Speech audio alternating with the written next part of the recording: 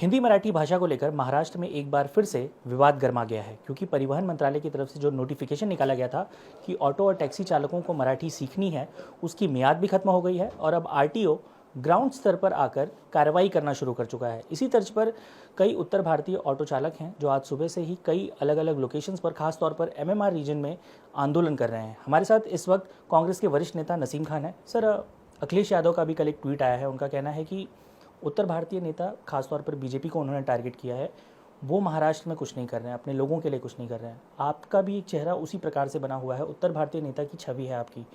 जो भी हो रहा है उस पर क्या प्रतिक्रिया होगी? देखिए, पहली बात तो भाषा के नाम पर विवाद होना नहीं चाहिए। सभी भाषाएं हमारे देश की बहुत ही प्रिय हैं, चाहे मराठी हो, चाहे गुजराती हो, सभी, चाहे भोजपुरी हो, सभी भाषा, और मूल भाषा हमारी हिंदी इस देश की। तो कहीं ना कहीं भाषा के नाम पर जिस तरह से भारतीय जनता पार्टी की महाराष्ट्र की सरकार विवाद पैदा कर रही है, भाषा के नाम पर गरीब ड्राइवरों के ऊपर आरटीओ की तरफ से कार्रवाई की जा रही है, वो गलत है। अगर मराठी भाषा सीखनी चाहिए, उसमें दो राय नहीं है। मराठी मुंबई में रहते हैं, महाराष्ट्र में रहते हैं, काम करते हैं, तो मराठी आनी चाहिए, मराठी भाषा का सम्मान होना चाहिए।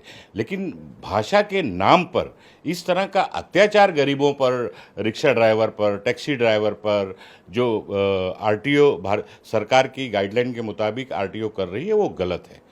समय बढ़ाना चाहिए, लोगों को वक्त देना चाहिए, और अचानक इस तरह से डिक्टेटरशिप का कायदा या कानून बनाकर और गरीबों के ऊपर अन्याय और अत्याचार रिक्शा और टैक्सी ड्राइवर करना उचित नहीं है।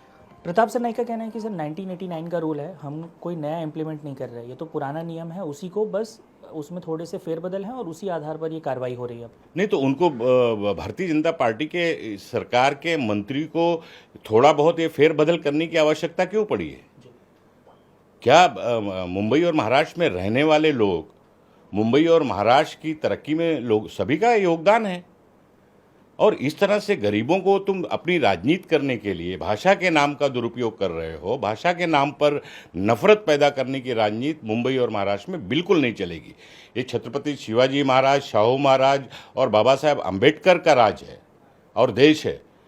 किसी भाषा के नाम पर विवाद पैदा करना, लोगों पर अन्याय करना, अत्याचार करना, ये गलत है। सर, मुंबई में जब भी इस तरह के विवाद उठते हैं तो बहुत सारे लोग उत्तर भारतीय नेताओं की तरफ देखते हैं, जिनमें से आपका नाम भी शुमार है।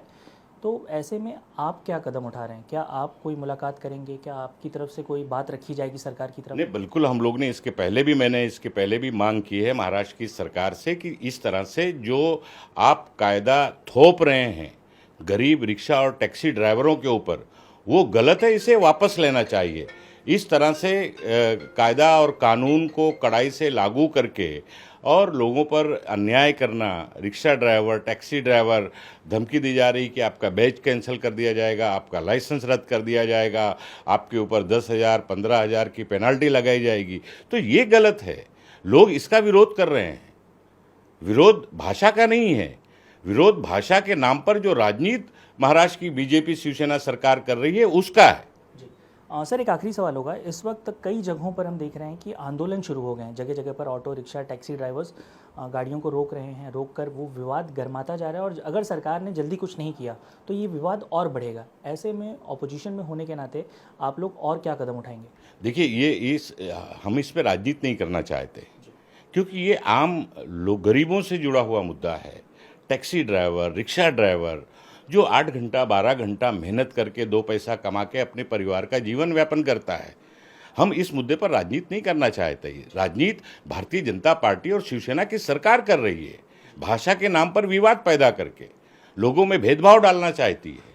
मुंबई में, महाराष्ट्र में लोग मिलजुल कर रहते हैं, यहाँ की संस्कृति है, और उसके अंदर इस तरह से आप विवाद पैदा करके और लोगों को जिस तरह से कार्रवाई कर रहे हैं, तो लोग विरोध करना स्वाभाविक है लोगों का, लोकतांत्रिक तरीके से। लेकिन अगर कोई अपनी बात करना चाहता है तो सरकार को सुनना चाहिए।